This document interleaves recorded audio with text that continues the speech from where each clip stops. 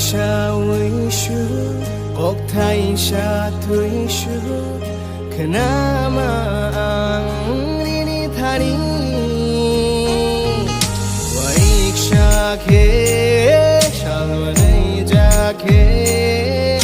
cứ chẳng rượu tha đi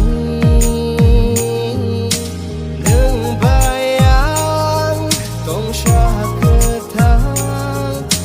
vì đến nay chừng ốc có thô má ô cho ra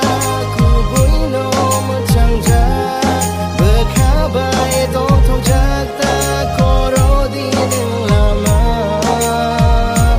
ô hồ lông tông tươi tươi buộc má ô tươi xa chắc na